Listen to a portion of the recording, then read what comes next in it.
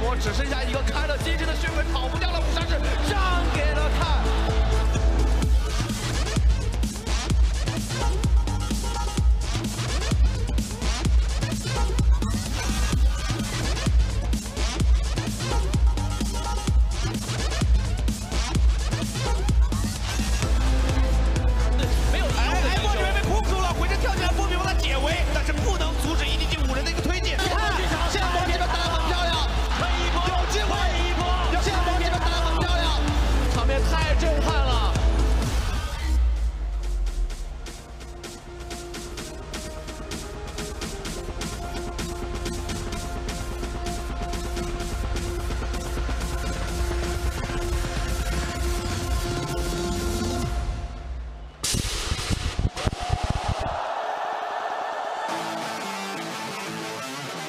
现场的召唤师们，让我感受一下你们的热情好吗？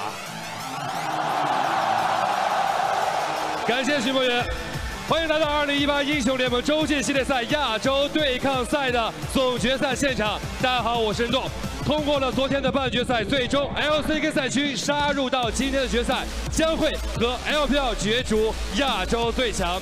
在我身后，2大赛区8支队伍准备就绪。接下来，所有的玩家拿出你们热情的呐喊声，让我们欢迎战队登场。首先欢迎 LCK 4号种子战队，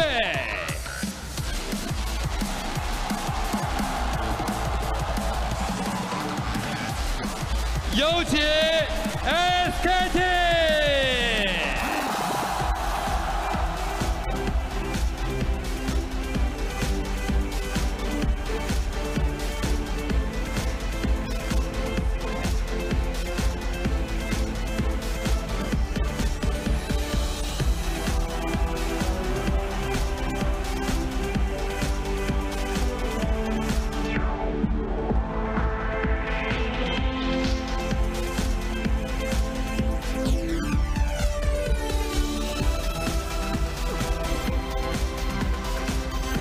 有请 LPL 4号种子战队，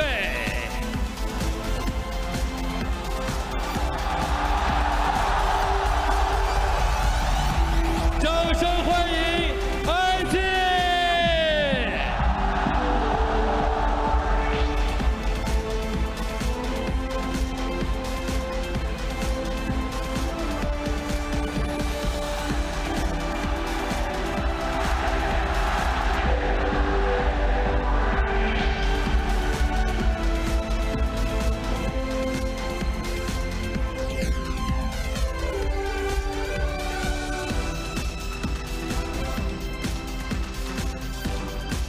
欢迎 LCK 3号种子战队，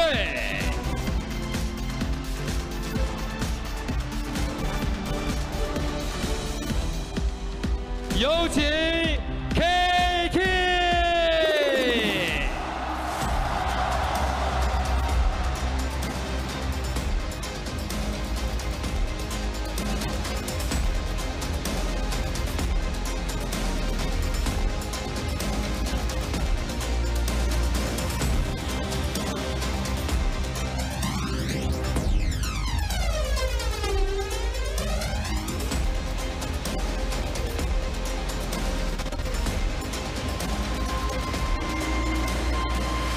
欢迎 LPL 3号种子战队，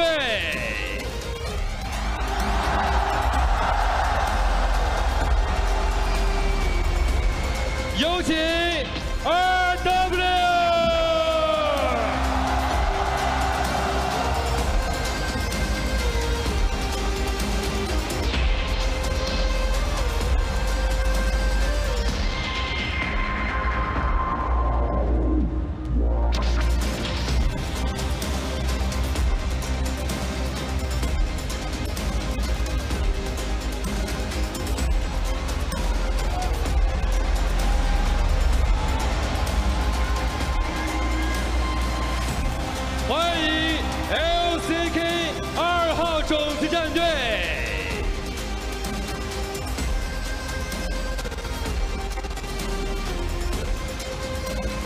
有请 Invictus。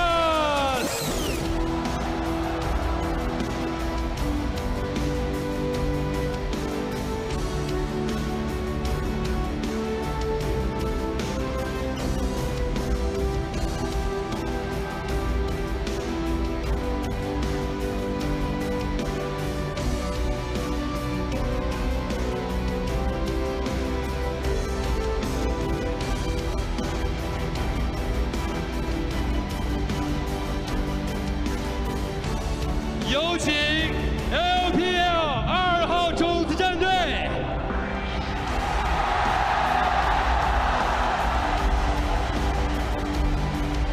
欢迎Invictus。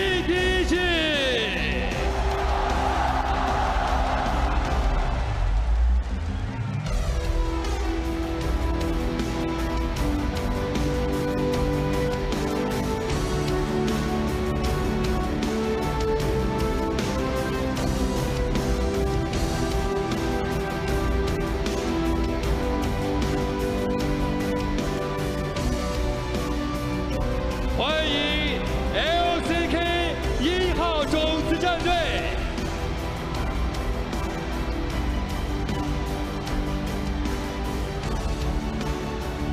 有请 King 总。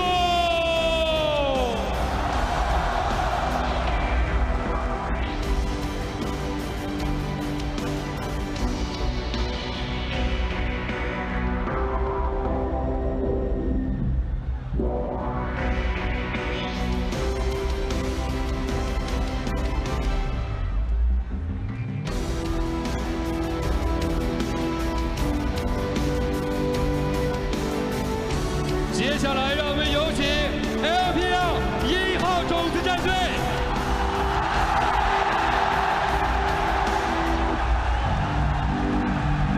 欢迎RNG。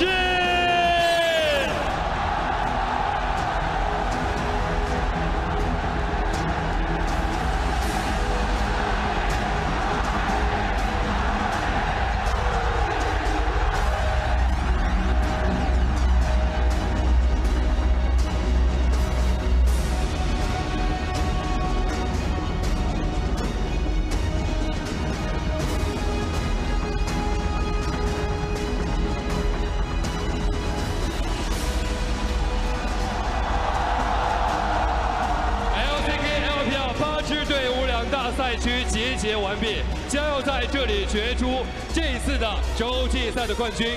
究竟谁是亚洲最强？让我们拭目以待。同样可以看到冠军奖台已经在舞台中心了。接下来，让我们有请上一届洲际赛冠军赛区 LPL 代表归还奖杯，欢迎FLICKR。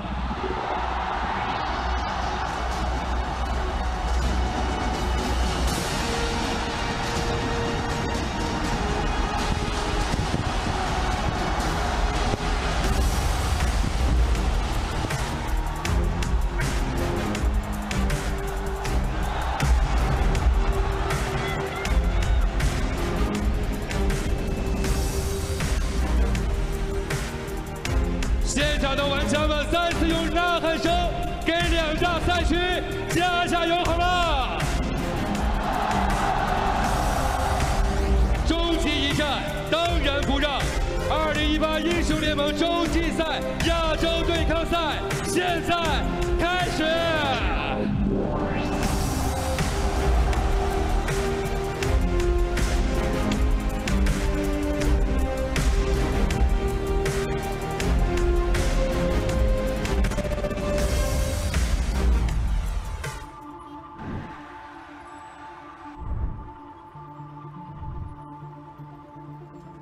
我们已经到最后的决战了 ，LPL 不能有一丝的松懈。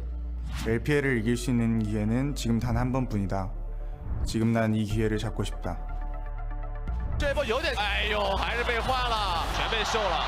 K 那边又回起来，我的天，这个秒秒太绝望。 저희가 이제 2, 3위전 준결승전을 하고 이렇게 결승전을 왔는데 꼭 저희 한국팀의 실력을 보여드리겠습니다. 希望把这次洲际赛的冠军留在 LPL. LCK 목표는 정원이 1등이다. LPL 已经以小组第1的成绩进入了决赛，那我们一定会赢。上一年 LPL 也是夺得冠军嘛，然后今年我们来洲际赛也是为了卫冕。 저희가 4위 팀이기 때문에 저희가 이기는 게 LCK 우승에 있어서 큰 도움이 되기 때문에 저희가 꼭 어느 팀을 만나도 이기도록 하겠습니다.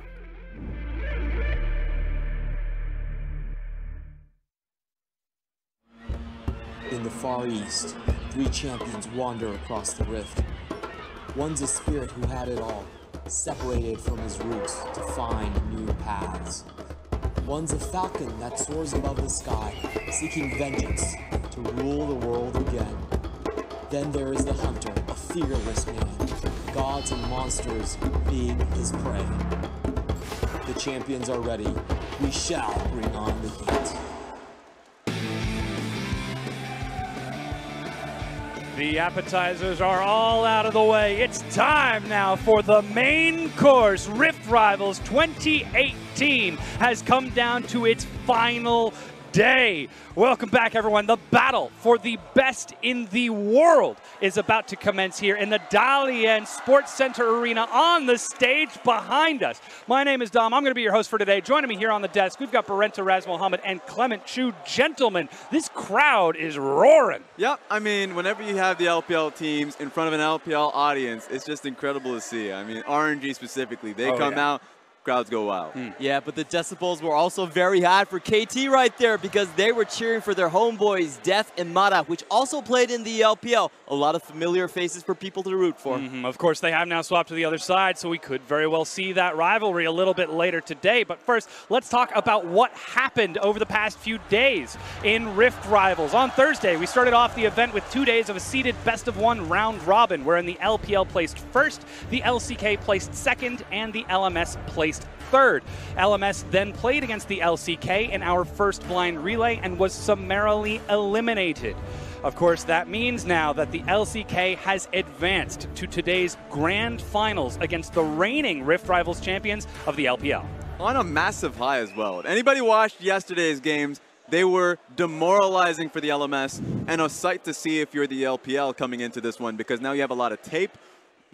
Incredible tape to see how LCK is going into this one. It was pretty much a highlight reel for the Korean players, but I don't think the LPL actually got much out of it. Complete blindside picks and almost just comfort wins.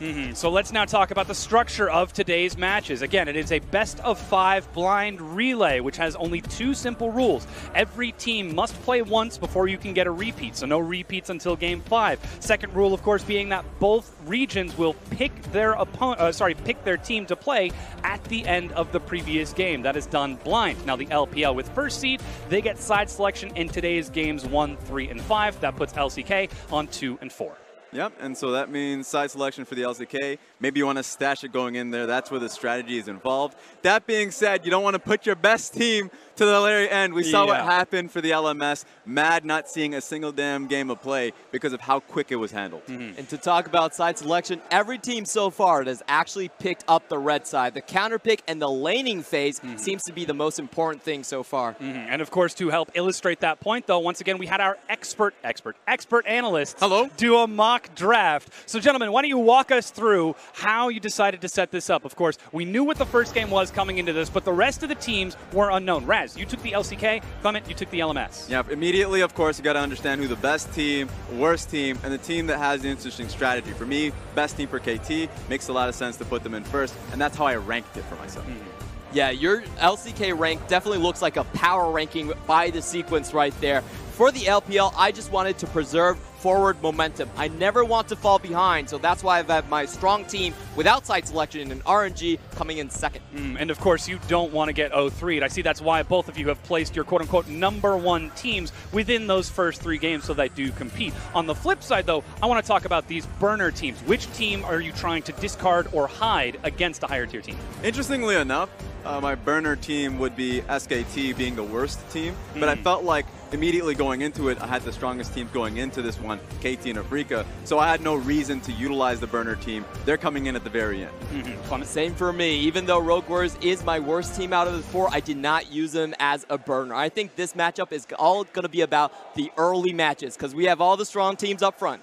So that's what I want to ask then. You just saw the matches on your screen. Where do you find your first 3 wins? Or do you try to go for the quick 3-0? Or are we going to get a 5-game series, gentlemen? I'm trying to take this one quick. Essentially, KT, I feel, has been dominating, hasn't lost a single game throughout the groups, and of course, yesterday's games. So putting them in immediately, having the FLICKR Freaks come in second makes a lot of sense because they have side selection and they are the most creative team coming into this one. So immediately my strategy, take it in game 3. If it goes to game 4, then pray that you don't get to the game 5. Reasonably, I think I'm going to get my wins off of game 1, 2, and then 5. Invictus Gaming versus KT, I think it's a fairly good matchup. I'm burning my 3rd most strongest team against your top team, and I have side selection in, so that makes it a 50-50. I'm really happy with that. RNG at this point, MSI champions, I feel like they should have the swagger to say we can beat any team aside from KT. And of course, to help contrast this with what the teams are actually going to be doing live, we had all of our analysts pick this draft before, without the results of the previous games taken into account, whereas today, the teams will be able to adapt and pivot on the fly. If you had the ability to do that, does that change your draft, Braz? A lot. I think immediately a lot of people wonder about RNG as the strongest team. With this in mind, with this draft, because you have to do it before all of the games happen, that you don't get to, ultimately you have to hope that you don't lose repeatedly. But you can theoretically in the draft that they've been utilizing, hold RNG until you realize you're going into a 0-2, and then you can just throw your strongest team out there. That being said, I think there is merit to momentum. Having the early wins matter for the teams that are coming into this one. So if you're a Rogue Warriors, for example, you want to be coming in with the previous team taking a victory because they're an emotional team and they can ride that high. We're both LPL experts here, and I do agree with you. The reason I'm putting RNG second is if IG don't make it, I don't want to be staring at a 0-2. I don't think Rogue Warriors or EDG are going to carry me after that big of a loss. So they have to come in if IG loses. But if they win, I'm pretty happy to hold them on for later and then have them have side selection. So that's something I want to follow up with you for, Clement. As the LPL representative, is there a specific team that you're trying to hunt for to give you that favorable matchup so that maybe it doesn't have to go to 5? All right, now this will... I think FLICKR is the one that I'm looking for. Their playstyle is actually the most countered by the LPL teams, where they don't put as much emphasis into the bot side. All right, well, of course, that was our mock draft that we had with our analysts to help explain the structure. Before we get into our first game, though, let's hear Jackie Love's thoughts on the LCK playing against the LPL. 第一天我们打的时候，其实就是每个人的话，感觉就是状态还不错吧，然后也没什么太大的压力。然后因为第2天我们打 SKT， 然后前期还是有劣势。 所以就在场上打的时候，还是会有点紧张什么的，因为就是打的就也是第一次打他们嘛，然后翻盘的话还是比较开心。我觉得 LCK 这个赛区的话，他们是运营比较厉害的，然后我们 LPL 赛区的话，就是前期有优势的话，打小规模团战会比较厉害。觉得我们碰到他们的话，就是尽量不给他们就是能长时间运营的机会的话，我们就是打他们还是会赢的。 Ooh, looks like Jackie Love is excited to get into this, but I actually want to turn our attention to the top lane, gentlemen. We've got the Shy making his way back, his 2nd game since he left in spring, taking on the wonderful Smeb, who is known for such amazing flanks as this. And this is the thing, because immediately we've been discussing side selection, because in this one, in this play, he got his hands on the counter pick Kennen. He was able to blow up the backline in team fights, have strong laning phase, and you look towards the Shy who's coming in, and he had himself the counter pick as well. Now, this is where it's incredibly important because the Shy, Smeb, incredibly strong top laners, and this is the impact that they can have when they get the picks that they want. Yeah, the Shy is definitely going to have his way in lane, but I think for Smeb, it's about how he can perform in team fights. We just saw right there the Kennen going into the back. Those are those big champion picks that we have to watch out for. These are 2 of the 3 best Jace players in the world right here. The other one, of course, Khan still sitting by. Yeah, so you're telling me we're going to get some excitement in that top lane. Have we got any predictions for how this is going to go? In predictions for the game, I'm going to have to go with KT. Even though the Shy is coming in and he's incredibly strong as a laner, you saw the stats he was able to roll out with Aatrox, he won't get a hand on that pick. And even if they play to their old style, where they were the dominant team of the LPL, KT has been so methodical, incredibly smart, and they can pick you apart on the map later I have to go with Invictus Gaming. You're talking about laning kingdom right here, and they do have the counter picks for both the top lane and the mid lane right here. Rookie is the best laning player the LPL has ever seen, and he's going up against UCal, which I don't think has faced good competition. Look, We saw what the laning phase looked like for KT yesterday. That's what's making me afraid. That's Uji, though. Understandable, but that was across the map KT dominance. So going up against Invictus Gaming, it won't look like that, but it's going to be matched, and that's what I'm afraid of. If it's matched, then we talk about the later stages of the game, and KT have that handled.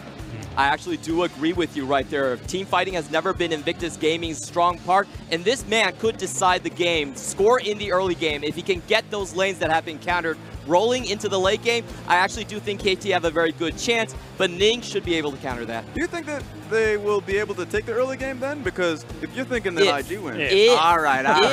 If Score gets his early game. All right, John, we've got our rosters on screen. KT Rolster, the roller coaster, Smeb, Score, UCal, Deft, and Mata starting things off for the LCK. Their opponents from the LPL, it's the Shy, Ning, Rookie, Jackie Love, and Baolan. There we go. And for me, Rookie coming into this one, we already have a lot of discussions on those laning phase statistics. Going up against UCal has been flying high. So between both of those guys, that's going to be the most important laning phase to watch and how that one rolls. And if Score can really impact that. Every single matchup looks to be one that is absolutely ripe with attention, ready to just crack out into an all-out fight. Of course, we'll have to see whether or not that's going to be the case, or if we could just get some nice standard slow play. You know, this is a friendly game with no implications. So you're saying KT's going to do well today, basically. But I'm really worried about Invictus Gaming's bot lane, because this will be their international debut. Baolan and Jackie Love have never played in a big stage, and they haven't really shown the ability to weather the pressure in terms of the playoffs, in terms of high matches. So that's one thing that I'm going to be paying very close attention to, because on the other end, you have Deft and Mata. Deft has been so damn strong this time around. And you're right about Jackie Love. When he's found himself behind the spotlight, he's been crumbling. So this is his one opportunity to be able to hit it home. We'll see if that's going to be it. Though that being said, it's now time for us to get into the battle for the best region in the world. As we go, though, Smeb will share his thoughts on playing against his old friend, the Shy. 일단 IG가 좀 싸움을 좀 잘하는 것 같더라고요. 그래서 아무래도 제 생각에 핵심 라인은 미드일 것 같고요. 그래서 루키 선수랑 유칼 선수가 얼마나 잘 싸우냐에 따라 좀 달라질 것 같고, 더샤이 선수 같은 경우에는 굉장히 오랜만이에요. 서로 친분이 있는데 같이 이제 게임 한 거는 이제 좀 오래됐거든요. 그래서 굉장히 재밌을 것 같아요.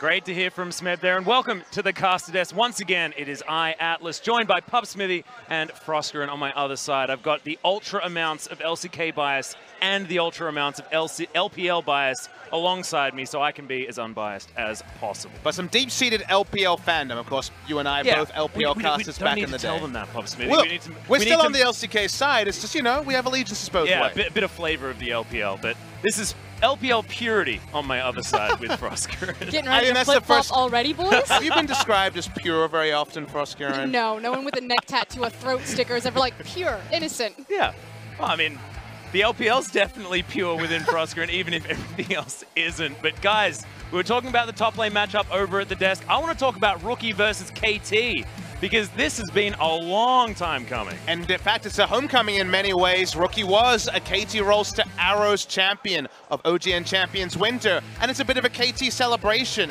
as the bannerman of KT Rolster in the League of Legends era. It's his birthday today. Happy birthday to Score. Yeah. Turns 26 on this day, and to me, Score can be the game breaker. Smeb saying mid lane's where it's all about. It's mid jungle, and I think the jungler here, in kind of the lane kingdoms to some degree of KT and IG, could be the game breaker. Yeah, I'm completely aligned with you. I think this is all going to be about Score and Ning. We saw Score absolutely demolish Raze yesterday, just a clinical dissection of that team. And Ning has really been playing from the back foot. Normally, the LPL junglers like to prioritize their lanes, gank them a lot, whereas Score is just a pathing god so far. So I think all attention really needs to be on this jungle mid matchup and who's going to get priority there. Yeah, and what we saw from Score was an absolute masterclass on the Kindred yesterday. Like immaculate something something. Immaculate something something. Absolutely perfect flawless play. Mechanics were flawless. Game. Gorgeous stuff from KT, as long as you watch only up to about And now minutes. everyone is so hyped about KT Rolster. We're all excited about KT Rolster. The stage has been set. I'm ready, boys. I'm ready for the drop. I feel like so many many trigger words have been dropped, and we're not even in Champion Select for Game 1 yet. That's the best part. Yeah. We need to set it up, because I feel like the more we go into getting excited,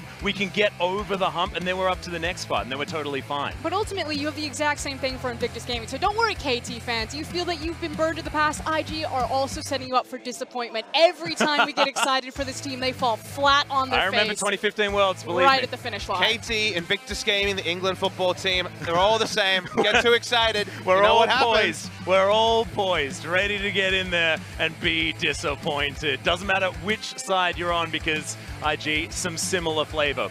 Speaking of the flavor of the audience here, because obviously we're in China, big crowd here in Dalian. What I feel this year is it feels like the rivalry and just the tournament has kind of entered a new phase. We're in a weird spot last year, kind of understanding what is Rift Rivals, and while we don't have an answer to that, it's electric in here. It's clear to both teams, just talking to the LCK players and coaches, they really have been focusing on this tournament with a renewed vigor, and that's because last year, if you consider Rift Rivals to Rift Rivals, every international tournament, barring Worlds, has been taken by China. So if you think of it as a calendar year, it's kind of been the year of China, even though China didn't get everything. They didn't get Worlds, but otherwise, the trophy case is huge.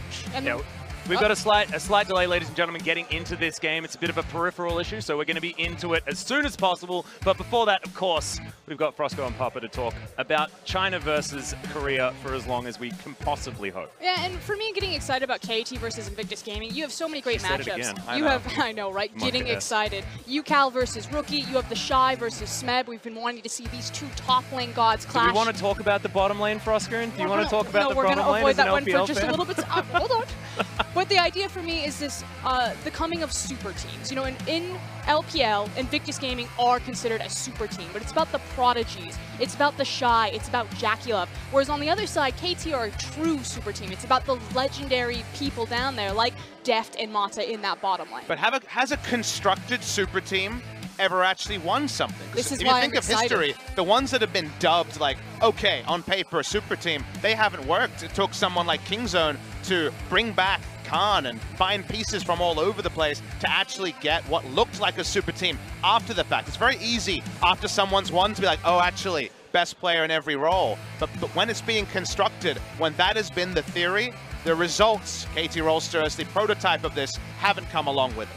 Yeah, it's not necessarily manufacturing the team, it's the teams that come up together and find those victories, looking back to the GE Tigers in the old days as being one of those prodigal. And actually, just zooming in on the bot lane, I know it's a touchy subject. I'm sure for someone like Froskuren, you want to see something out of JackieLove and Balan, less about whether they can beat KT on the day and what it would represent kind of in the overall scheme of, right now, you think of the Western consciousness of JackieLove, it's his big failings on big stages and his relative consistency away from the big stage. It's just so unfortunate that they're looking down the barrel of Deft and Mata, who have on your screen right now, because I think right now in the world, this is the best bottom lane. Just watching them is such a treat in their 2v2 matchups, even in losing matchups. So if you're IG's coach, what do you do knowing all that information? Knowing, okay, Deft and Mata, maybe the best laners, JackieLove and Balan not performing. Do you take the Ezreal Tahm Kench away and try to play ultra safe? Maybe you lose by 10 CS, but you're still Ezreal and Tahm Kench. Or do you have a multiple ban, like really targeted strategy? There's kind of two ways to go about it. I don't think you're going to target over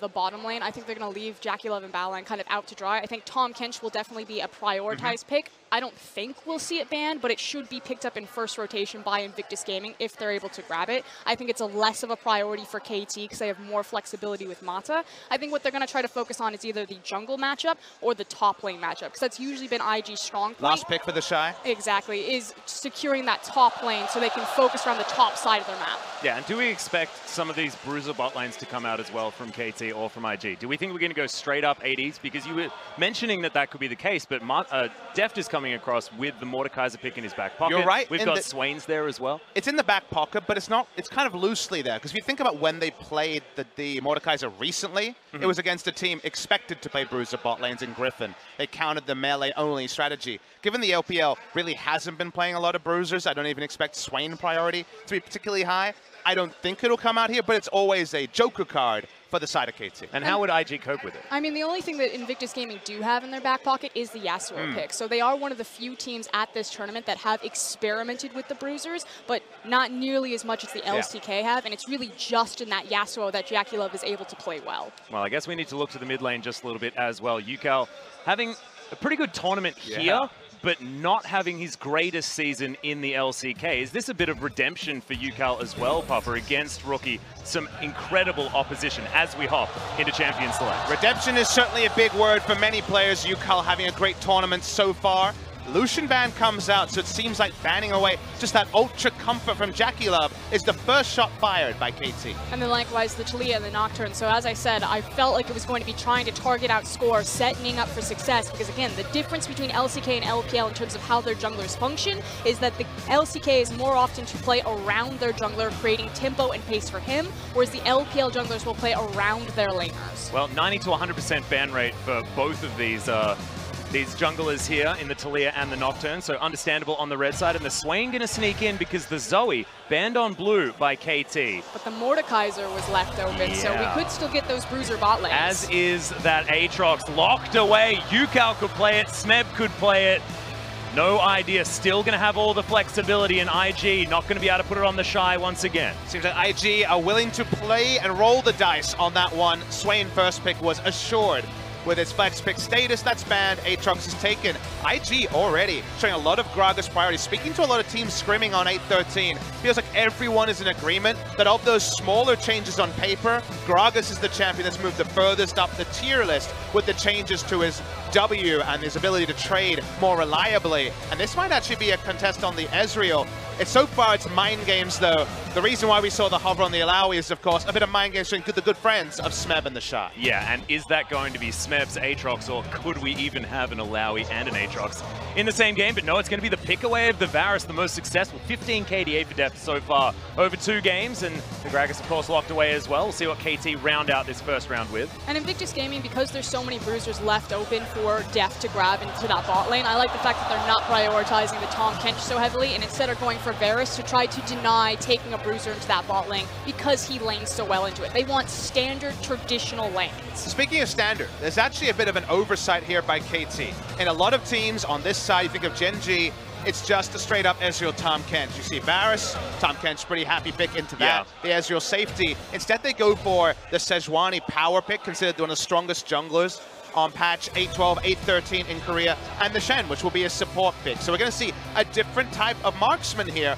or maybe not even a marksman from Deft. Marksman has been where he's performed the best, is what we'd like to see. We'll wait and check in later. It makes me feel like that Aatrox has kind of revealed their hand, though, that they might be going for the mid lane Aatrox, just because Sejuani has such great river priority and skirmish control there, and Aatrox is so potent and powerful in so many mid lane matchups. So you're saying there's a chance that Smeb sees the Shy and blind picks Rumble. That's what Papa's been dreaming of this whole tournament. Is Morgana going to be the final lock-in here for IG? They do not want to see the Mord, and KT, they want an exciting matchup on the top side. You called it there. IG sees no Ezreal Tahm Kench and like, uh-oh, what's going on in this bot lane? Ban away the Mordecai, so not bad, not bad. See what they round out their bans with. Now, taking a little bit of time to think, and the Ashe going to be taken away from Deft as well. The Ezreal standing out like the sorest thumb that we've ever seen, but so many other options as well. Swain banned, though. I mean, it will be an AD carry, most likely, from Deft. Just a bit of a smirk there from Deft. I mean, the only other option he would have is Vladimir. We saw how the Vladimir-Varus matchup went yesterday, so there's no way he's going to opt into it. And his Vladimir, his mage play hasn't been great, so I don't think he's going to be prioritizing that by any means. Window banned, again saying, hey, it's going to be Aatrox top lane. All right, bit of flexibility now with the Rise being picked up from most likely Rookie. He played it in his first game out for IG, and Deft now considering what KT want to do to round out this composition. Vel'Koz Here we go. Just insta-locked by Yukal, maybe, unless it's going to be something weird. Mata flashing the Annie. He knows that this Chinese crowd knows the Annie, but the Jace to be locked in. That is most likely going to be on the top side of the map, so where the heck is everything going? It's a good question here, Atlas. Is this going to be Deft's Jace? It could be Deft's Jace. Oh man, are we doing this again? Is he taking teleport? Please, What's happening? The only thing I can tell you concrete is that Vel'Koz in Korea is considered a counter to Morgana's support. So it could still be something involving bot lane. A bot lane Deft played Vel'Koz would be very interesting. And IG kind of look at this, aren't completely sure what's going on, and they stick with the Aurelia. Yeah, they're just going to pick up the Aurelia, round out this composition, and now I'm very interested to see where everything's going. Does make some sense. I think Def's playing Vel'Koz. Yeah, I think that is the Deft on the Vel'Koz. I hope that he does that really, the really cool old dance on it as well. I mean, the nice thing is that you can somewhat compete with the poke that Varus is laying down, as well as keep out of range from the Morgana and contest some of that shove while also having kill pressure because of the So Shen. this is an evolution of what started as Taliyah Shen as a pushing duo bot lane, and Mage plus Shen here we is go. when you see it. So it seems very likely that we're going to see it. Sorry, I know you got excited. Once again, we need an excited counter. Someone has to put that and edit the VOD in and see how many times we say excited just in a single game.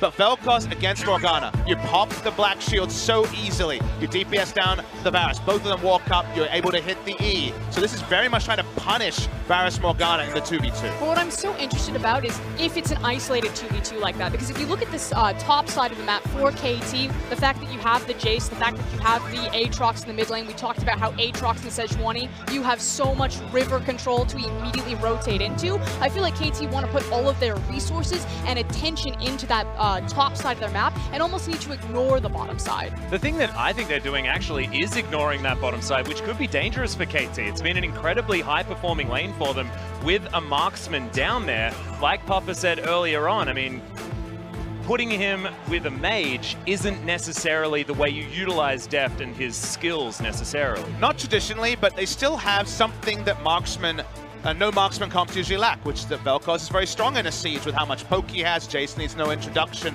They have other ways to play out the map, but they are skipping over some things to gain something. That's the reality of drafts, especially when flex picks are going to become such a big thing. So very excited to see how this one goes. I think we got the update. There's a bit of a headset issue and a bit of peripherals being swapped. Going to be switching out a headset, so a couple of minutes before we can get onto the Rift. But it means we can discuss these interesting drafts, because it did mean on the side of IG that we flexed the Rise towards the top side of the map into the Jace. So maybe not one that the Jace can bully as much given the range that Rise has, but we haven't seen this matchup for quite some time. And that's why actually when we saw the Rise picked, I thought you could actually lane that against the Aatrox and just use the ranged auto attack, use the ranged harass. Cuvée, one of the big top lane Rise players. It's been nerfed, it's been changed, but it's still very viable if your job is control a top lane carry. Yeah, it's about where Rise's power has really shifted. It used to be a lot in the ultimate, his ability to play a 1-3-1 or a side lane, because his ability to escape from everything and just be a pressure point down there. Now more so it's about his ability to have the consistent CC to win a lot more of these matchups, and much more about his lane priority, which sounds weird considering his itemization power spikes. And I completely agree with you, because so many nerfs went into mid lane, wave clear, roam timings with the Realm Warp nerfs, that actually making him work in the mid lane's more difficult than it really the reward. The risk reward is off there. You don't get a big enough reward to get Rise to work in the mid lane, but he's still so good against melee champions that he has a role in the top side. And guess what? If you like ganking, instant cast CC is pretty sick. And that's the thing, if you look at IG's composition, if we think that KT, it's going to be about the top side of the map, that they're probably going to leave their bot side on an island. They've got the Shen, so post level 6, Mata can start getting involved wherever he wants. Ning needs to make the most of that window. He has a Rise, he has the consistent CC, he has the Aurelia. Her level 6 and initial item power spike is one of the strongest in the game. So the first 8 minutes of this game, Ning needs to hit hard, because the 1 and 2 item power spike of KT is devastating. And viewers at home, the coolest thing to watch in the mid lane is when you have melee bruisers who can all in very strong, where the wave sits is so powerful. If it's just outside turret range on either the side of the Aatrox or the Aurelia, the all in, the 2-minute path of a jungler who says, I'm going to be mid lane, about a minute and a half, freeze it, and we'll be there for a gank timing, is always really fun to watch. There's all sorts of mind games, and it was FLICKR, in fact, in the telecom war, who really dunked Yukal with this mechanic on Yasuo and Aatrox mid lane, and then Yukal paid it forward in a future game. So I think there's been a lot of mid lane carry play in the LCK, and we're going to see more of it here. Yeah, and I want to talk about what Yukal can do with this Aatrox as well. It is the rework. We saw him dominate with the old Aatrox in that mid lane, but now going up against Rookie's Aurelia as this brand new pick, can Yukal actually have the level of mechanics and proficiency on a brand new champion in the mid lane up against Rookie? Yukal is a very talented mechanical player. I will say, I would say the same thing about BDD, and I actually thought he didn't pass the eye test yesterday. I thought his game on the Aatrox was noticeably worse than some of our other Aatrox players, so I don't have a full answer for you, Atlas. You would imagine he would be feeling confident enough to pull it off, I'm wondering how much the disarm comes into impact, just because Q is that spell cast. He moved away. Old Aatrox would have hated being disarmed. New Aatrox, a little bit less removed from that Aurelia ultimate. I mean, the thing that's really interesting is just the newness of both of these champions. We haven't seen Rookie prioritize Aurelia a lot in the LPL, and I feel like the difference between your amazing Aurelia players and, you know, just using her because she is slightly broken at some points in the meta is just night and day. So does UCal understand Aatrox? Does Rookie understand new Aatrox? Is Rookie a god tier Aurelia player? Is he just an average one? Because we see these two, you know, maybe ascending gods in the mid lane, or a prodigy like UCal starting to work his way up the ladder versus the strongest laner in the LPL. But this matchup, if they don't understand these champions as well as some of their other peers, could just go completely sideways no matter how it should play out. And it definitely was a decision from Rookie as well. He wanted to play the Aurelia into the Aatrox. And of course, it does make sense. You want to try and get in there and get out of there as well and just fight in the right windows against the Aatrox. That, in my mind, makes some sense. But I feel like if you're just going to brawl against a champion like new Aatrox, even if it is before the hotfix, you're still asking for trouble, especially with a ganking jungler like the Sejuani, even if you do have the Gragas behind you. But that's focusing in only on the lane, which I think is what Invictus Gaming will do, where, again, KT, I think it's about river access. It's all about the Scuttle Crab, acquiring that gold, getting that EXP, slingshotting yourself ahead, and then using that as your safety net to ramp yourself through the river and start impacting those side lanes. And this is where I have issues with Invictus Gaming. Strategically, they are the lane kingdom team. If they don't win in the lane phase, they don't win the game. Their team fighting was saved on a Rookie, or excuse me, a miracle taunt from Rookie the other day against SKT. You don't get that too many times. IG for the win, says the sign in the crowd. Still looking through the players, got another update that it's just the peripherals still be swapping out. We shouldn't blow all our good material, guys. We've got to save some of the good stuff. Some of the good stuff. We've got some good matchups coming up. I think we've got a lot of material available. I'm just saying, you and I have had plenty of pause practice, so sometimes do we want to bring Frosker into Is this the LCK podcast? Oh, are we having another special episode? episode of Papa's Mad Live? It's Papa's Mad Live, guest star Frosker. Wow. I'm sorry, the buttress of the LPL. Thank you. Ooh, but you almost got in trouble there. I have to kind of drama leave it on the podcast already, Papa. It's true. The tension between the co-hosts. Well, that's always there. We can't really be talking about the peripherals, though, too much, even if that is the problem. We got some sick sponsors for this tournament. Hey, that's true. Mercedes. We can talk about Mercedes all we want. That's wow, are you guys brilliant. getting paid for this? No, not for the sponsor but we're really good at advertising, so we really got to look into it. We gave a lot of freebies. Raid Call really loves Yeah, Raid Call really loved it. Discord as well has really gotten a lot. But Skype is not actually Skype's fallen out. We stopped with that one. We don't want to advocate for a product that we don't use anymore, really. We just advocate for our regions. Korea, China, so many world championships here. In fact, basically all of them.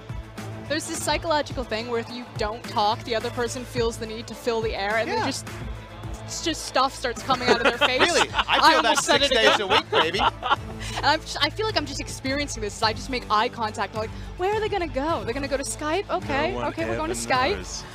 We don't prepare any Please of it, don't dissect honestly. it, okay? It's like you need to keep the magic alive. This is what happens. Are you the host of the podcast? I don't know. Do you think Froskeren's the sort of person that opens the sandwich and has to inspect every ingredient before she eats it? One of the people that like flaps open the bread and has a look inside? No, you just got to I want to have a peek inside game one, Atlas. Speaking about the sandwich, KT versus IG. Deft on the mage, the Vel'Koz on the bottom side. There'll be plenty of purple happening, and here we are finally onto the Rift. Game one for Asia Rift Rivals Grand Final. KT versus IG.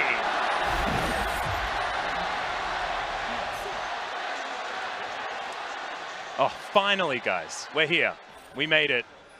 Marta and Baolan facing off, as well as the two junglers. And just to recap again, if you look at KT's composition, they've got the Vel'Koz and the Shin. That's probably going to be the immediate thing that sparks two viewers. Papa Smithy already talking about how it is an answer towards that Morgana, able to break the Black Shield. So we expect this 2v2 to be isolated, and it should be about the top side of the map. That is some good dancing mechanics from know. Deft knows how to play Vel'Koz. He is our best only macro, the Ghost with Mordekaiser. That's Don't move the true. Mordekaiser player. So makes sense. And Deft has, in fact, shown us some innovation. Will his cleanse bot lane Vel'Koz be better than his international favorite, the TP Jace? I hope so, Papa Smithy, but to be honest, that is not a huge ask, because that teleport Jace from years past was awful. Controversial opinion, wasn't his fault. I mean, he did teleport in the middle of a That teleport was definitely his fault, but losing the game wasn't his fault. Well, I mean, it was a team effort. When it comes to teams that Deft has been on in the past, losing the game has certainly been something that everyone did, but Rookie taking a poor trade against Yukal, but having the Darkened Blade as your level 1 skill feels pretty damn good as an Aatrox. Yukal hasn't gone for the Smite. We did see Smite come out from Maple yesterday. Didn't really feel like he got a maximum impact out of it, so kill pressure makes more sense to electrocute this time, so not comment on the Aatrox like previous Aatrox players. And I will say this just because we're peeking at the bottom lane right now. JackeyLove and Baolan do not have the greatest track record against support Shins. JackeyLove has this tendency to check with his face. He really likes to be in melee range. Oh, glad he's up against Deft. Exactly, at all possible moments. So just keep your eyes on Mata because JackeyLove has fallen for this trick very, very recently in the LPL where he insta-died level 2.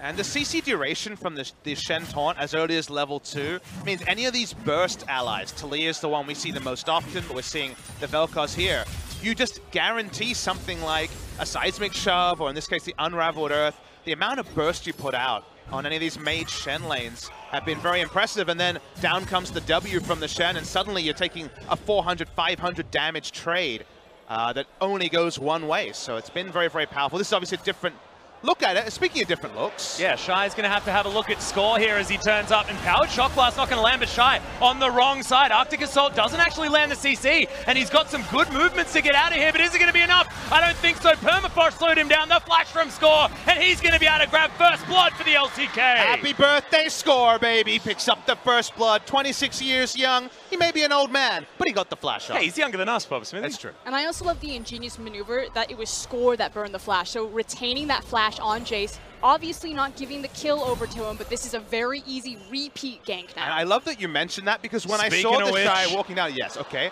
This is definitely a preview, but the Shy was trying to bait a double flash over the wall, couldn't get it, only got one. Here is the one, as the Piggy loves himself some top lane. Yep. The worst possible feeling as a top laner ever is this level of camp, but good of the Shy to avoid it, as there's the reset. Yukal now trying to fight back against Rookie. Good use of the W to avoid a bunch of that damage, but the trade's still pretty even. And as you were saying, a homecoming story for Rookie, obviously formerly of the KT Arrows 2014, him and Kakao, that beautiful Nocturne Orianna ultimate that went down in history, and now he looks across from KT so many years later. And of course, Score was not on that lineup, which is why he is still looking for that trophy 6.5 years as a pro player. That was Arrow in the bot lane. Yeah, very sad. Flash? Now it's going to be the Gragas' turn to try and find that flash, but he made his way in very, very late and doesn't even land the barrel. Ning tried to get a pre-flash out of the Jace by just body slamming and threatening that he would flash halfway through. The cask doesn't work like that anymore, but of course the body slam does. That's the mind game you have to play around. But because Smeb was already so close to the wall, that he felt very, very confident.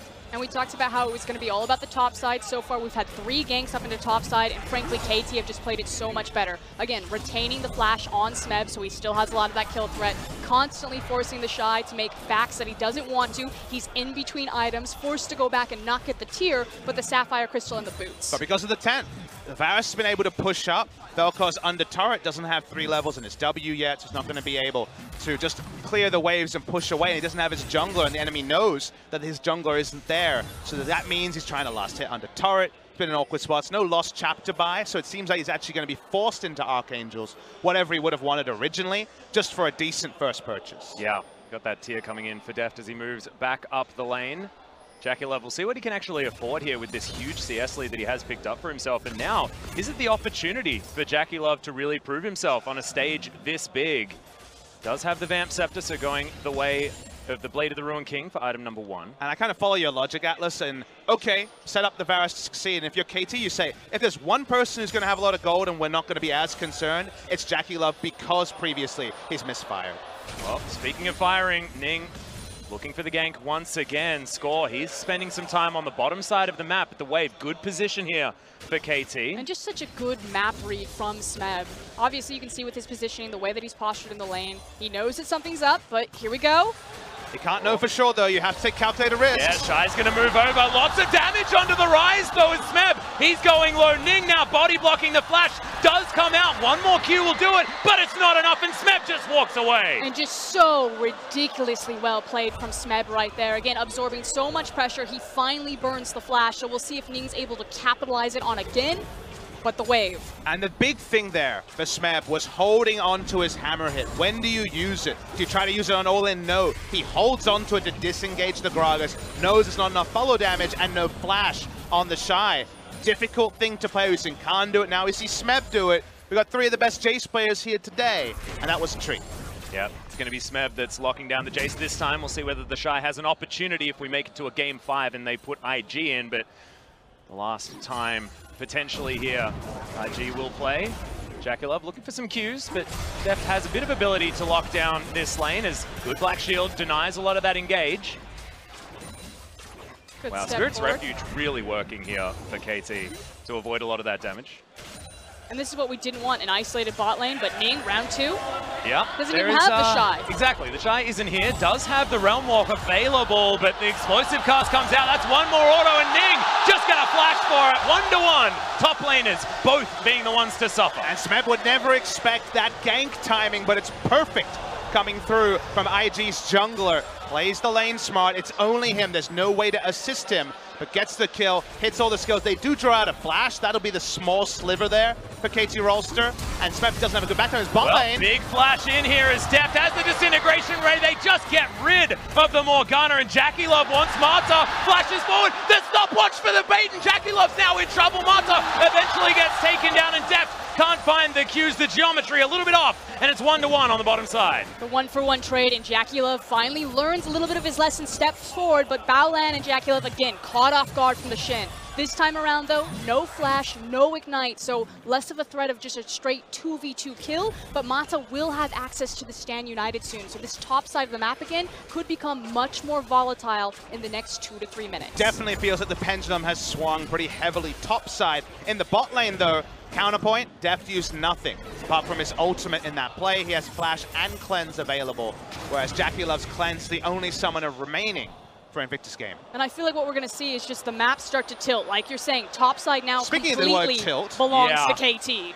There is but Ning's in a really good spot here. Potential. Yeah, Ning's going to turn up. Good flash, get out of the ultimate. As now Ning's in trouble. Yukao comes in, dancing around underneath this turret. They're looking for 2 as the Shen turned up with the Stand United. Mata sacrifices himself, but they'll get a turret, and they got 2 kills. And a huge difference there is Ning didn't have access to the ultimate, so was really unable to help reset that potential. Again, there was the Stand United. KT have complete control. Invictus Gaming need to make the response. It's all about the bottom side of the map. And even if you imagine the flash being available on Gragas, a couple of extra turret shots to get the kill, the frustration, potentially more kills. Rookie looking to bounce over, but Deft can read the map and understand that walking up to this turret's probably a bad idea. And the real unfortunate thing is that while IG have control over bot side, it's just a Cloud Dragon. It's not something like a Mountain or an Infernal, comparatively to top tower as well as the Rift Herald. And again, that snowball power spike from a Jace. 1 item, 2 items. I feel like KT, they're just starting to ramp, and they're ramping in exactly the right areas. And Jace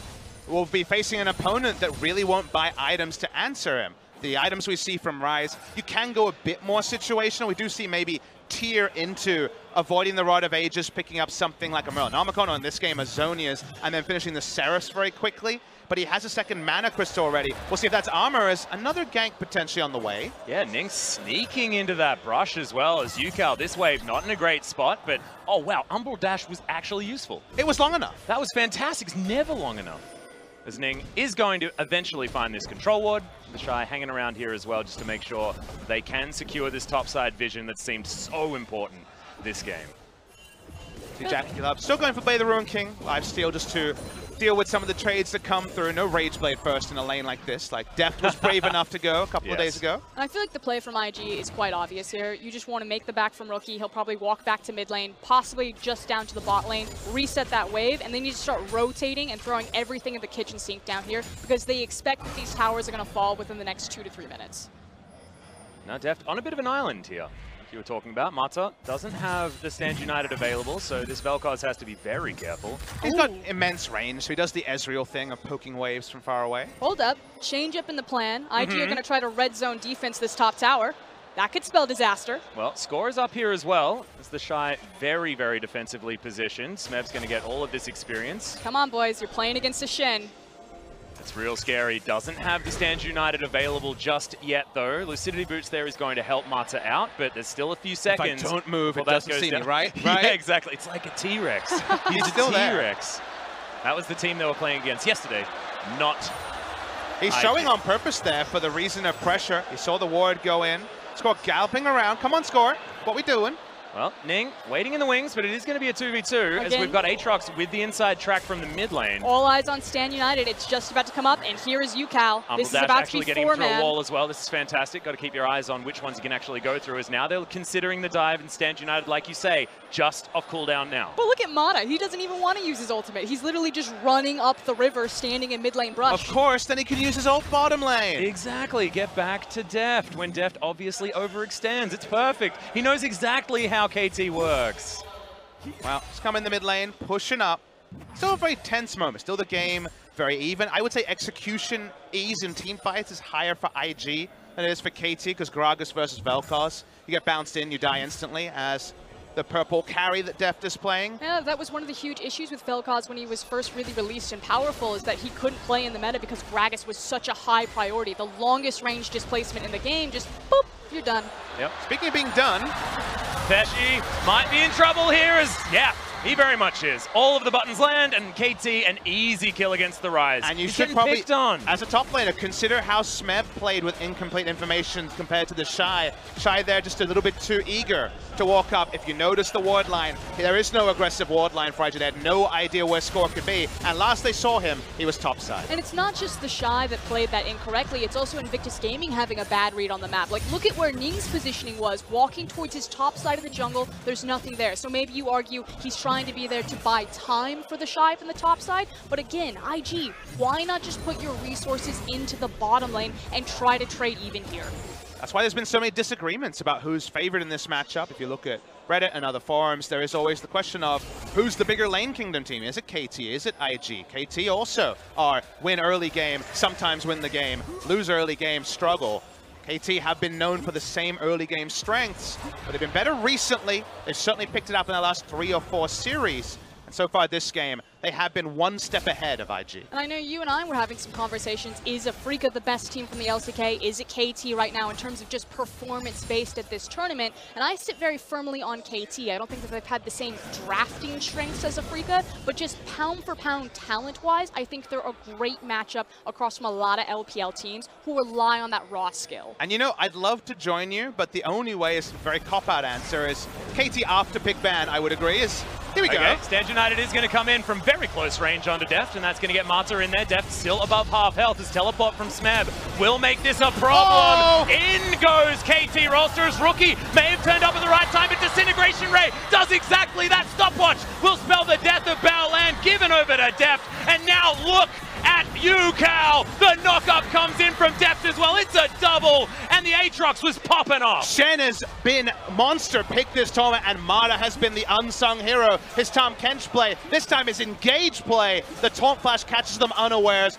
unaware of the Varus as well. No ability to get onto the Vel'Koz. He free ults, and then there is the Aatrox. It's a cleanup for KT. And the only response that Invictus Gaming managed to squeeze out is 3 waves on the Shy on the top side, and it's a Rise. He's not going to get a lot of damage on this tower. There's virtually nothing that Invictus Gaming will get back, and they are falling so far behind right as KT are about to hit their power spikes, sitting in a very comfortable pocket. It's so strange, but Shen's initiation is what they desperately need. He uses the ult just to stop Deft being burst. That part we understand. But because he engages, there's effectively a zone here where Deft can ult and there will be no further threat on him in the fight. This is Vel'Koz walking in, getting massive damage. Aatrox gets the backline, no threat on anyone, and all because Mata does everything he needs to do. Yeah, Rookie was basically soloed out by UCal, pressed all of his buttons on him, but in the chaos, that is exactly how it's going to work out. Now UCal back down towards the bottom side.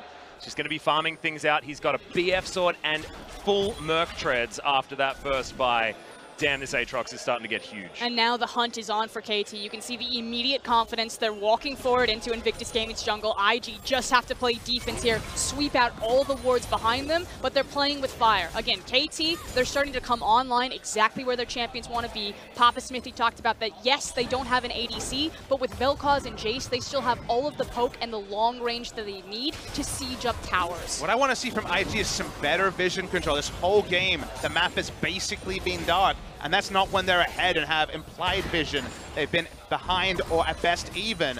So just setting up for vision here and poking around. It seems almost formulaic that KT will take their third turret in the mid lane. And that's constantly been a problem for Invictus Gaming as of late. You have to go and point at Ning and Baolan. Obviously, the jungler and support, their responsibility is primarily the vision. And with Baolan on a pick like Morgana, he's just been slave to JackeyLove because of the matchup and hasn't gotten to make the same roam pressure that Mata has. If you go back and watch the early tape, Mata is up and down this river, completely controlling and isolating this 2v2 with a wealth of wards. And that's why, I guess, my only criticism of Ning, who I originally was very impressed on, some of his mechanical plays when he debuted was so strong. He can be very strong there. Is the term win more is kind of harsh, but if his lane is winning, I think he always contributes so much, but if his lane is losing, he really starts to move away. So I think if you take the temperature of how the lane is going, you know how Ning is going to play in the game, and that's, with a team like IG, usually a good thing, but in the games where you need someone to clutch from behind, Score, for example, has been able to just win games off his own back.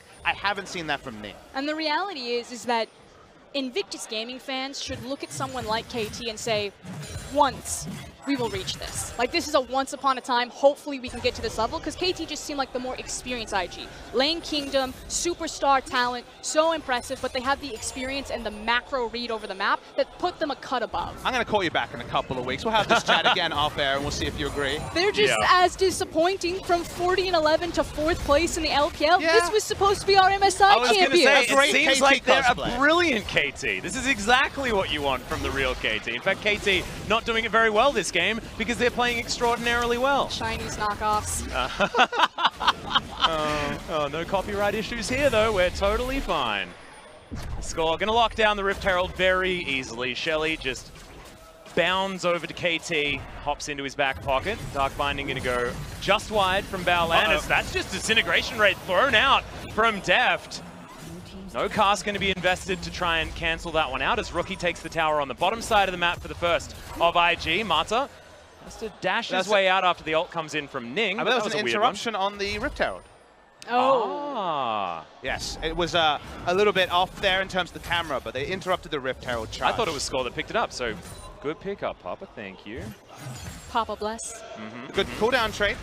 Yeah. Once off cooldown for your ultimate. Yeah, I'd probably take that. Retains the mid lane tower, which is exactly what Invictus Gaming need to pivot and hold. This has to be the ground because it means that they can stall out the game longer to try to bypass this big window where KT are stronger on their composition and hopefully get more items onto the Rise, onto the Varus, and into the back pocket of Aurelia. And it was just really lazy, honestly, of the Rift Herald charge. It wasn't in exact vision, it was in implied vision, but because they had the lane ward, look at it. It was underscore, but he was out of the way.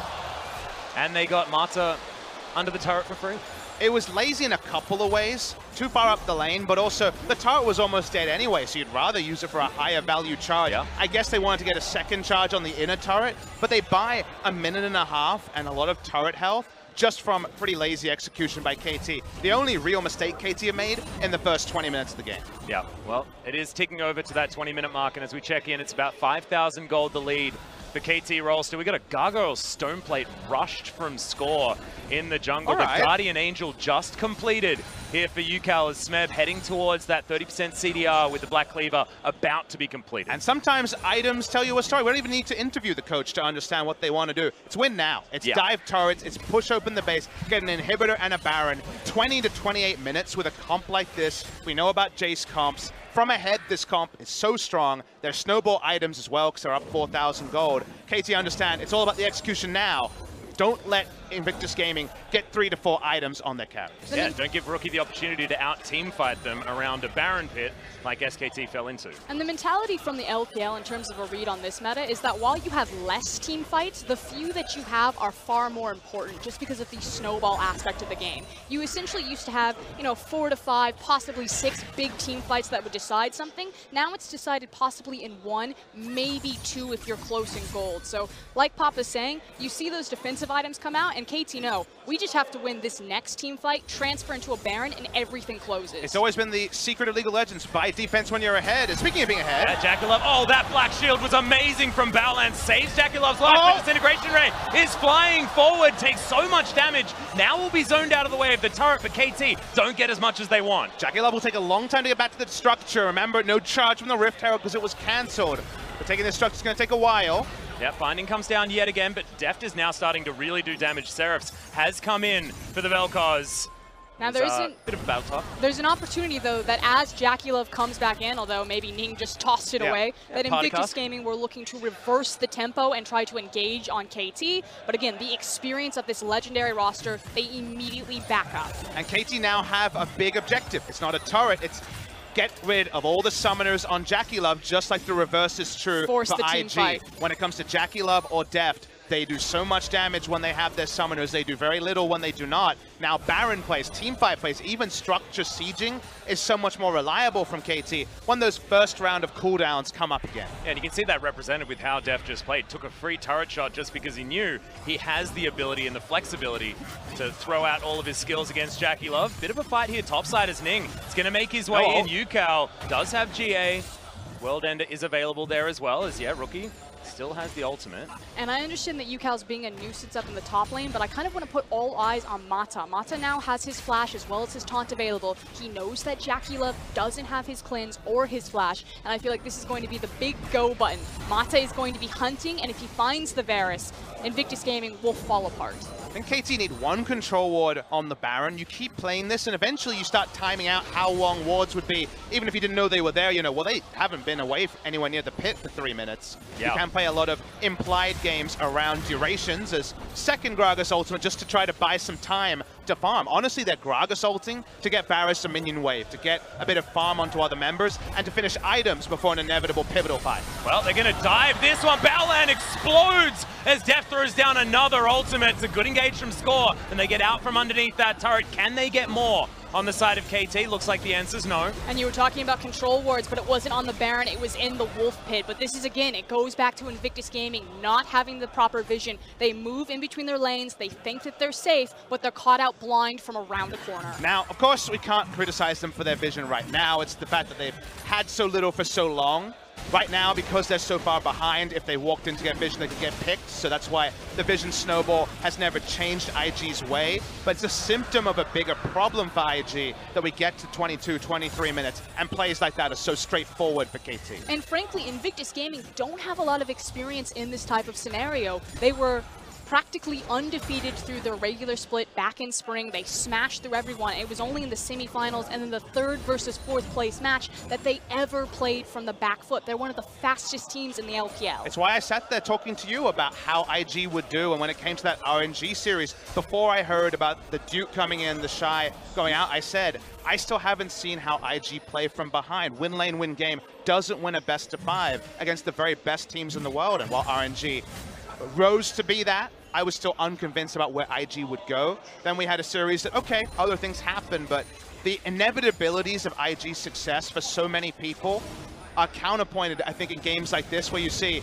there's certainly a lot of teams around the world in a best of 5, and IG 3-0 sounds unlikely. I mean, the most obvious answer is if you go back to MSI and say, Royal Never Give Up were able to play from behind in X number of games. Royal Never Give Up were able to rely on their 80 carry, pulling out in the clutch to find those miracle team fights. Those are two of the biggest weaknesses for Invictus Gaming. The fact that JackieLove cracked under pressure and they have never been able to play from behind. Now, weakness of KT is closing games when they've been ahead and haven't advanced their position in a while. We still have to inspect that for KT, seeing Score walk up. Yep, Binding's going to go wide, and Battleland has to use the Black Shield on himself. If this is a team fight, that's going to be on cooldown. There's Score pretty tanky at the moment, just point-blank ultimate right onto the Gragas as we're going to get the pullback onto that guy, but the jump into the backline from Rookie. It's a good stopwatch from Score, but maybe he's in the wrong place. A great point for the ultimate from Deft, but it's just disengage, and KT will leave the fight. Of course, and with incomplete information and with the face check there, they didn't get much value out of Score, and they actually are well held. This is a big defense for IG, as it has to be basically a full reset for KT. And you can see that KT may be getting a little bit desperate. Definitely. They understand that the siege wasn't working for them. They're starting to move towards the Baron louder, pit. FLICKR, and the fans are getting excited. And Dalian understands that Invictus Gaming were able to hold, but for how much longer? They need to get another 2 to 3 fights like that before they can feel confident stepping to. Well, this could be the 1v1 on the top side. No, Rookie under the turret. And that's where your meta point comes in. At this point in the game, a team fight usually ends it. It doesn't mean 2 or 3. It's why Jace comps are back to a bit of a degree, because you don't have to stick 2 to 3 team comps if you don't just smash lane and win super early. You can just stick 1. So KT up and down so far. They haven't really had any Baron starts, now they don't have a lot of tankiness, Score has to disengage off the map, and it scores away for 30 seconds, you're pretty sure they're on Baron. And the issue that KT have, if they want to try to secure the Baron or sneak it, is that they have a lot of burst potential, but if Score's CC doesn't hit, they don't have a lot of pick potential in a sense. They are great at sieging structures, at this long-range poke, at playing the elongated team fight. But if Invictus Gaming have someone like Ning, someone like the Shy, who feel confident enough that they can step forward and try to suss out what's happening behind KT's vision, KT's comp doesn't have a lot of options to punish them as effectively. And if we rewind the last 6-7 minutes of Gragas ultimates onto minions, Varus almost dying but getting back to mid, that mid lane inner turret never went down. Items that didn't exist are now decent 2-item power spikes. They're behind Caulfield's Warhammers and little other items, but they do start to have their core. Well, we're seeing another attempt to dive, but great counter roam by Baolan. Yeah, there's going to be the Black Shield there for the Shy, so he's going to be absolutely fine. Okay, Score, you're not necessarily looking like you are as the stun comes down onto Smeb. In goes Marta once again, but Def right off to the side. It's good positioning with Yukal backing him up, but the ultimate comes out from Rookie. Still looking for more flashes after Marta. Gets the stun, gets the reset, and takes down the Shen. Meanwhile, in the backline, KT looking for more. The World Ender here from Yukal will be able to keep him alive when he does finally fall, but does he have anywhere to go? And the answer is yes, over the wall with the flash and the little dash. But now the Shy brings himself in. 1 versus 4 though, as the GA finally popped, and Smeb is starting to pop up in the fight. Rookie still looking for more. Can he be the hero? Can he find another one? They're looking for it as Jackie Love barely living in this fight, and he will get taken down. Rookie just wants reset after reset. He'll get 1, he'll get 2. Can he get the third? And Invictus Gaming, they're gonna do it. They find the miracle fight once again. And the KT arrows live on in Rookie there, but it's under Invictus Gaming's jersey. He saves the day, burns the GA, and that's the team fight IG needed to step back in the game. And it's the sort of team fight that Rookie was waiting for. He knew items needed to come in, the time needed to be right, but that is what you pick Aurelia for. Reset on dash, getting in there for consistent damage. KT can't keep the space you want with a Jace and a Vel'Koz comp, and IG finally get their true foothold in the game. It's not going to mean Baron though this time around. It's not the kind of snowballed fight around a Baron pit that could just end the game, and it's still a gold lead for KT. Let's see this fight one more time. This is so much all Rookie. Just look at how far deep he goes while the rest of his team are separated from him, but he keeps pushing forward. Rookie is the captain, Rookie is the shot caller, Rookie is forcing Invictus Gaming back into this. But KT have so many chances to fully disengage. They think, all right, what about Shen coming back in? But that's so far down the line. They could have given up 2 for 0, but they keep getting baited into re-engaging, and that's just the KT way. They know they're ahead, so they say, we have to salvage this, we're ahead, we're the comp that needs to win now. But you have better opportunities than this. Look at the vision here. They actually don't have vision, a lot of brush. They get juked out of damage multiple times. This is the sort of fight for KT. Someone needed to put their hand up and say, there has to be a better time. Yeah, they have to have a huge shout out to Baolan as well. Always on it with the Black Shields at exactly the right times, on top of Rookie, on top of Jackie Love, making sure that they survive. You can see the team fight damage is there from the Vel'Koz, but good God, the Aurelia really took that one into his own hands, did Rookie. Well, about the next moment here, it's a much smaller gold lead, 7,000 now, all the way down to about 3.5. KT Rolster, there are still team fights they can win, but so far they've tried to play it away from Baron exclusively, and then they need to add new variables to increase the pace of the game, because it's definitely stalled out to IG's benefit. I mean, the silver lining for KT fans here is the fact that the GA is no longer live on Aurelia. It was a huge pivot around Invictus Gaming finding success at teamfight, and Jackie Love doesn't have access to his flash. Well, we're looking to trade the Baron for the Dragon here, and KT very greedily want to take down this Dragon as well. They've started off the Baron. They're going to have to turn off of this. Yeah, Rookie has position, and KT moving together as a unit. Stand United still available. The flank from Rookie is in here as well, as there's the stun. Rookie just locks them down. Immediate stopwatch just to try and keep him alive, but the knock up from Def was too good, and it's going to be Yukal that kills the Aurelia now. The Shy is going to go down. It's all gone wrong. IG don't have their teamfight king, and this could mean Baron. If Baolan doesn't just die as well, IG were looking for more. They take down the Aatrox. Yukal, a bit of poor positioning there as Marta just trying to zone. Deft is going to be moving up as well, but Ning, he is certainly going to fall. Score. Triumph gives him a bunch of his health back, and IG can't do any more than that. Really exciting fight. We saw the rookie flank because he bought a stopwatch and still had the ability to go into stasis. Not quite a GA, but a team fight reset. KT checked the right brush, Deft was able to disengage, and they're going to try Baron. Yep, here comes the teleport. Smeb is refreshed, and there is no contest for Invictus Gaming. No smite available anyway. They do manage to take down Ning and assure that, but crazier things have happened, especially to KT Rolster. As Black Shield on cooldown is definitely dangerous. Some low health bars, and Jackie Love's got a lot of damage, but he's not going to go for it. So Baron going to go over to KT, who've had control the whole game.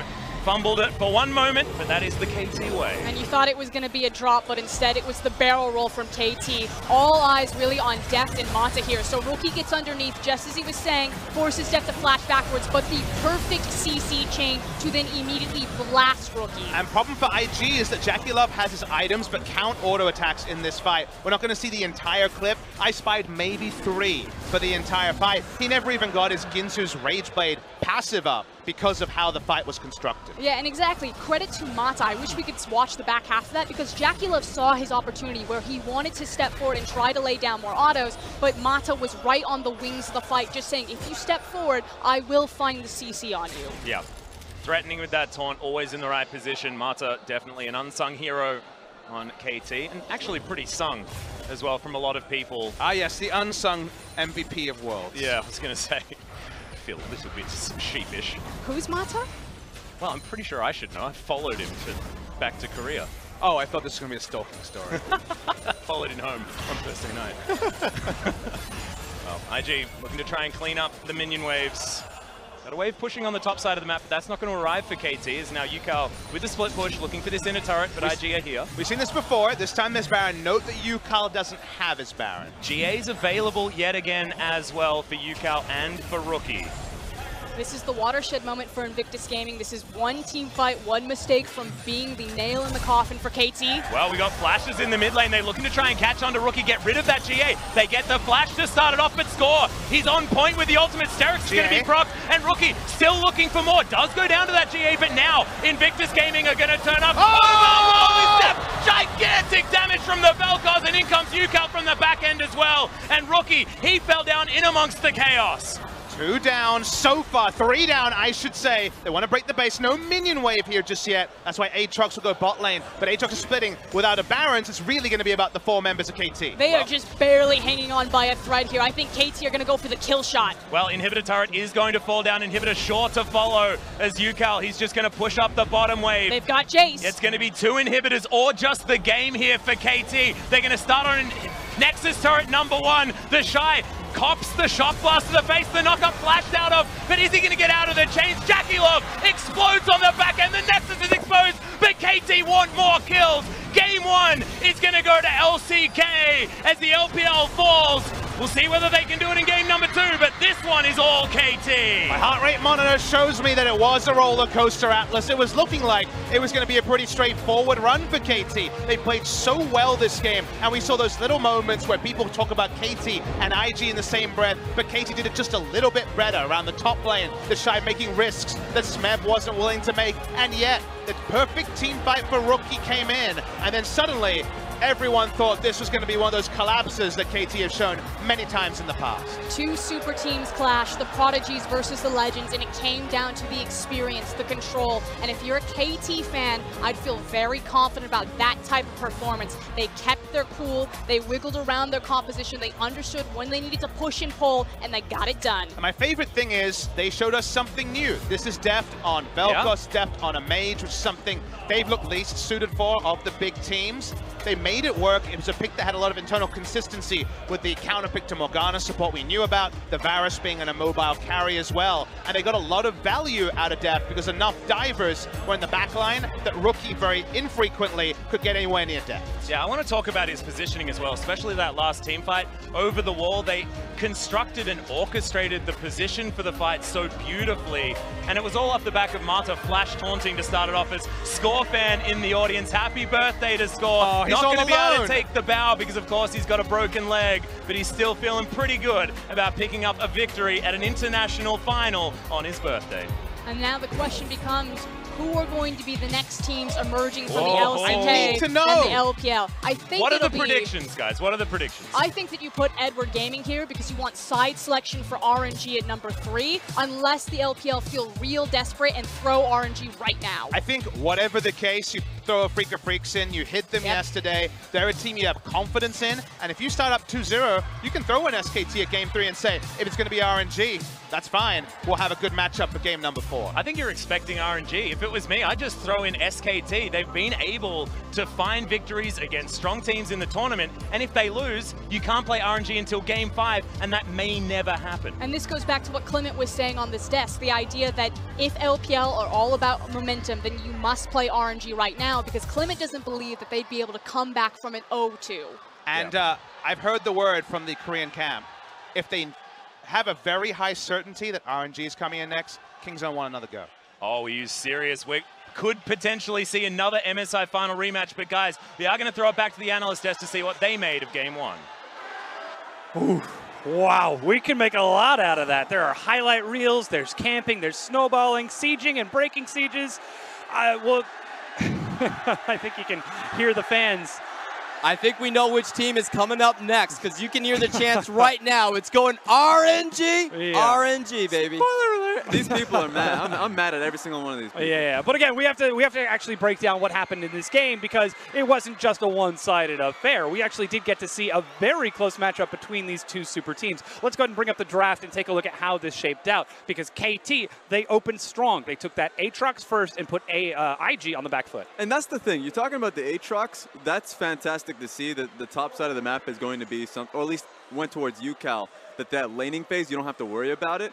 The one that's really surprising to me is the Vel'Koz Shen in the bottom side of the map. We've seen a lot of iterations of kill lanes with Shen, but this one's real fun because they were able to see the Morgana. Yeah, for me, though, it's still about breaking Invictus Gaming's lane kingdom, because even though KT was playing on blue side, they actually got to select both of their matchups for their solo lanes. The Aatrox went mid, and the Jace was the counter pick against the top lane. So right off the bat, Invictus Gaming lost their biggest strength from those red side counter picks. The power of flex. I mean, we talk about the LCK top teams really embracing it. Of course, the LPL teams haven't quite been so successful at that. That being said, though, we still got to see KT get to run their game in the top lane. It is Score's birthday, and he celebrated it by finding first blood. Top side again and again. Oh, yeah. I'd say the first 14 minutes of the game were superb from him. That he recognized that Ryze is a very fragile top side of the map. That even with the Ryze Galio, I would say, set up for a gank, they don't have the damage to follow it up in a 2v1, let alone a 2v2. So he just went top side again and again and put the Ryze behind and made it so hard for him to impact the bottom side of the map. Yeah, exactly. That's the big point. The Ryze was never able to siege break, because if you look at KT's composition, they're so good when they're set up. IG do have the tools to break it with the explosive cast and the Aurelia going in, but the Ryze was usually late to follow up, and that was the big threat throughout the entire mid game. And when we did get to see that game actually explode open, it was in a fight in that bottom lane, where it was in fact IG who were trying to take the fight against KT, but Smeb got there first. That's the problem, because the first 14 minutes was concocted by this topside matchup. Jace comes in on a TP, Ryze is not going to follow, he's topside freezing, doesn't have the TP himself. So ultimately all of this was KT just snowballing in because they knew that they had the numbers. I just love that flash trade right there. Mata getting the better side of that, getting to Jackie Love and the back line. Rookie actually didn't do anything this fight. He was cut off by UCal, and another great team fight performance. And that's the strength of that Aatrox, not just in team fights, but if you find someone out of position, if you find a small skirmish, he seems to fit in so many different situations. Of course, from there we saw KT just run the KT game. They controlled the vision. They controlled every single lane. IG put up a valiant defense, but what can you do when every time you step into a brush, it's a Vel'Koz, it's a Sejuani? And that's what the casters were constantly hitting on, was that both of these teams were really focused on early game. The fact that KT were able to get it, the major question is how are they able to hold their control wards when they actually got the vision that they had for themselves, and they were able to do that consistently. They had the pick potential and they were able to use it. Morgana was very useful, was able to hold them into the game for a little bit longer, but it kept happening, and it made it very difficult for IG to hold firm. I actually felt like IG did a very good job in holding that middle game. The disruption on the Herald and keeping the gold close. That was nice. They were never behind over 20 CS in any of their lanes. That was a big moment for them. That was only an objective gold, and KT only needed one disappointment, one familiar KT face, and we were going to go back all the way in. I mean, they almost showed it when we saw the fight bottom lane. Invictus Gaming with the turnaround after being behind for so long, just out-mechanicsing the likes of KT. You say disappointment, maybe the chat will say that. I say amazing. This was superb from the likes of Rookie, because he isolated, and he saw the Aatrox. He knew that he could get on top of him, and so he made it a goal to do so. Not only did Aatrox have his ultimate, had his Guardian Angel as well. So it was UCal who was finding himself super far behind from this one, and so he found his opening. Yeah, definitely using the Triumph proc so well in the later stages of the team fight. And look at the Shy going in. The Flash actually dodges a ton of skill shots and gives them an opening to go in without the CC to really hold down Aurelia. And Rookie on the left side of your screen right now, you can see he cleans up Smeb despite getting knocked up and is able to chase down UCal for the final one. But that really seems like that's what this game ended up turning into. It was the stalemate between the two teams, and it came down to the two mid laners to break that stalemate.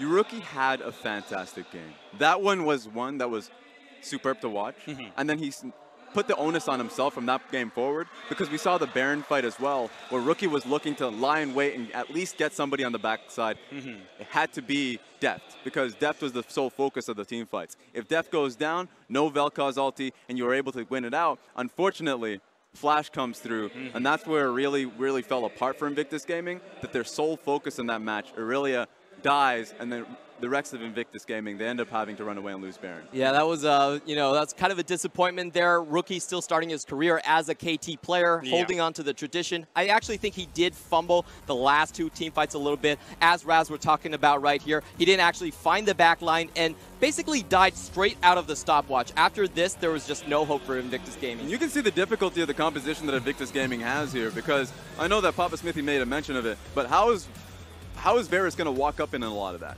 When Aurelia jumps in, sure, if he goes up for an auto attack range, then immediately they can blow him up. Varus is still available, alive, only blew out Flash, and can just really burst them out, regardless of the Morgana shield that comes through. So it was a tough one from Invictus Gaming. They're trying to play from behind. Yeah, a bit of a tragedy for IG to drop that game number one. That does put LCK in the lead, and we did just hear what those next two teams are. And coming up in game two, we've got SKT taking on the MS